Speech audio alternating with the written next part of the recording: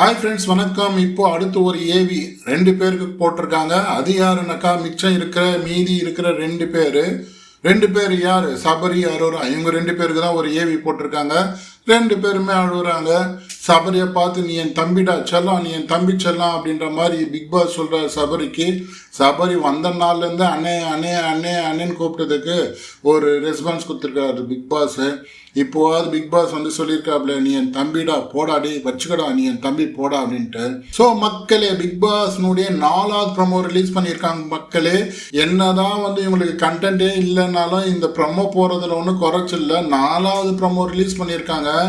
எவ்வளோ super promo தெரியுமா? இந்த ப்ரமோ கோசம் தான் எல்லாம் உலகமே வெயிட்டிங்கிற மாதிரி ப்ரமோ போட்டிருக்காங்க. அந்த அளவுக்கு சூப்பர் ப்ரமோ. சபரிக்காவது ஏவி போகிறதுக்கு ஒன்று சீன்ஸ்லாம் இருக்கும். இந்த அரோரா அம்மாக்கெல்லாம் ஏவி போகிறதுக்கு என்ன சீன்ஸ் இருக்க போகுதுன்னு தெரியல. அரோராலாம் எப்படி தான் இந்த ஃபைனலுக்கு வந்தாங்க, எப்படி தான் கூட்டின்னு வந்தாங்க.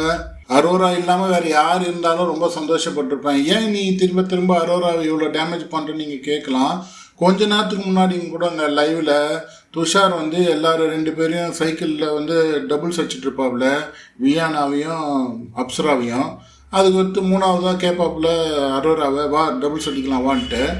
அதுக்கு அந்த அம்மா என்ன சொல்கிறாங்கனாக்கா, எல்லாரையும் அடிச்சுட்டு என்னை கடைசியாக வந்து கேட்குறியா போனா போட்டோம் அப்படின்னு சொல்லிட்டு அந்த அம்மாவுக்கு மூட் ஆஃப் ஆகிடும். ஏன்னா நம்மளுக்கு முதல்ல கூப்பிடலையே, எல்லாரையும் கூப்பிட்டுட்டு பிறகு நம்மள கூப்பிட்றானேன்ட்டு.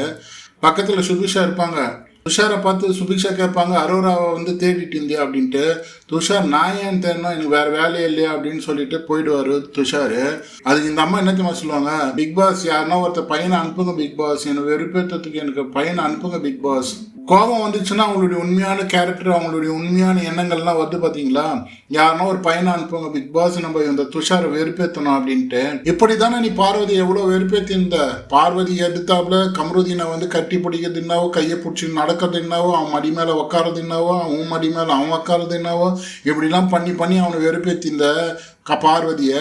இப்போ வந்து இன்னொரு ஆள் வேணும் அப்படின்னு சொல்லிட்டு உனக்கு கேட்குது. என்னத்த சொல்கிறது, நம்ம இந்த மாதிரி கேம் விளையாடிட்டு இந்த மாதிரிலாம் விளையாடிட்டு வந்துட்டு இவங்க ஃபைனலிஸ்ட்டு நம்ம ஓட்டு போட்டு உக்காந்துங்கன்னு இவங்களுக்கு வந்து ரிவ்யூ பண்ணிட்டு இருக்கோம்.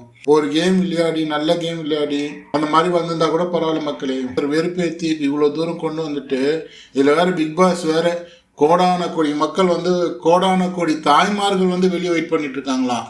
எந்த தாய்மார்கள் வெளியே வெயிட் பண்ணிட்டு இருக்காங்க அரோராக்கோசரம்? வா அரோரா, வா அரோரா. எந்த தாய்மார்கள் கேட்குறாங்கன்னு தெரியல. அதுக்கு இந்த அம்மா ஓவராக உடையிறாங்க, ஐயோ பிக் பாஸ் அப்படின்ட்டு. சபரியாவது பரவாயில்ல, இந்த வீட்டுக்கு செல்ல பிள்ளை உழைச்சான்றீங்க, என்னுடைய தம்பின்றீங்க, என் செல்ல தம்பின்றீங்க, அவனாவது பரவாயில்லைங்க பிக் பாஸ். ஓகே, என்ன பண்ணுறது, ஒன்றுமே பண்ணவங்களெல்லாம் நீங்கள் ஃபைனல் வரைக்கும் கொண்டு வந்தீங்க. அது உங்களுடைய சாமர்த்தியம். உங்களுக்கு நீங்கள் என்ன நினச்சிங்கனாலும் நடக்கும் பிக் பாஸ். நீங்கள் யார் வேணாலும் ஃபைனல் கொண்டு வரலாம், யார் வேணாலும் வெளியே அனுப்பலாம், நல்லா விளையாடுறவங்கள வெளியே அனுப்பலாம், நல்லா விளையாடாதவங்கள மேலே இப்போ டாப் 4 கொண்டு வரலாம். உங்களுடைய விஷ், உங்களுடைய ஆசை. ஓகே மக்களே, அடுத்த லைவில் அடுத்த ப்ரோமோவில் நம்ம சந்திக்கலாம்.